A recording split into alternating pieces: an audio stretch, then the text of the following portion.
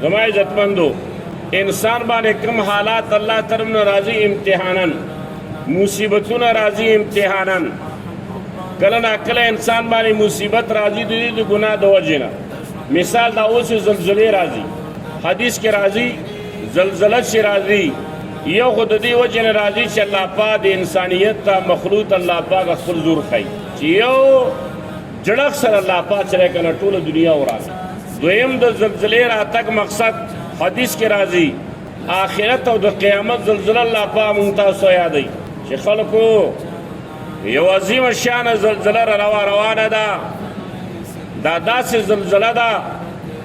آسمانونه به ټوټې ټوټې پریوځي غرونه به ذرې ذرې واولوځي دا څومره آبادیګانې چې دي دا به ټول ختم شي کل من علیها فان هر څه باندې به فنا راځي دا دنیا به ویجاړه پرته وي هواره به پرته وي هېڅ به نه وي نه به آسمانونه وي نه به غرونه وي سمندرونه به اور واخلي ستوري به ودوړېږي سپوږمۍ مر دا به هر څه پرېوځي درېیم زما عزتمندو دا زلزله چې راځي دې لپاره راځي چې زموږ ستاسو ګناهونو په وجه باندې عایشه رضی الله تعالی عنها نه روایت دی وایي کله چې انسانانو کې درې قسمه ګناهونه پیدا شي شرابخوري عامه شي زناکاري فحاشي بدکاري لواطت غلط کار عام شي درېیم چې دا ډول باجا دا شیان عام شي وایي الله غوسه کې راشي الله ځمکې ته حکم کوي چې دا انسانانو باندې وخوځوه دا وجړکي هر یو سړي په جیب کې موبایل پروت تا هر یو سړی چې دی که نه په دې ساز و سازنده کې مبتلا دی دا هر یو سړی چې دی نو بې حیایۍ کې مبتلا دی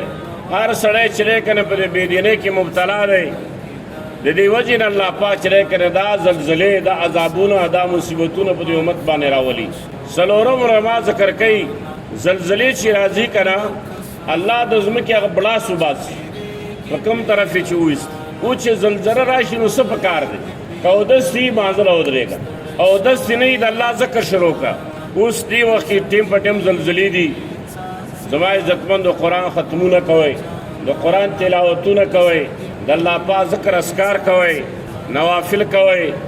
قرآن تلاوت ته زور ورکوئ ختمونه وکوئ ځای په ځای کور په کور مسجد په مسجد په هر ځای کې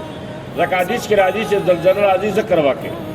قرآن بهترین ذکر دی غلام در سره وي غلام آزاد کا غلام در سره نه مال صدقه کا دا یو مصیبت دی دا مصیبت الله پاک د فقیږي په نیک اعمالو سره نیک عمل ورسره وکوه زما عزتمندو ګناه نه همیشه توبه وباسو توبې باندې الله پاک خوشحالیږي ګناه باندې الله سبحانه وتعالی خفه کیږي هر سړی د خپل اعمال شروع کی او هر سړی دی الله ته زاری وکړي الله ته د توبه وباسي کېدای شي چې کنه د یوې انسان توبه خو الله قبوله کړي کنه الله پاک چې کونړ کې زلزله راوستې ده هغه کلي الله وران کړي دي زمونږ دا کلی هم الله ورانولی شي هغې باندې کور چپه کړی په ما هم کولی شي هغې لاندې کړي دي ما او تا هم کولی شي دا نه چې کیسه ختمه شوه نه کیسه نه ده ختمه کیسه بالا ختمیږي چې کله موږ تاسو نیک اعمال شروع کړو الله رضا کو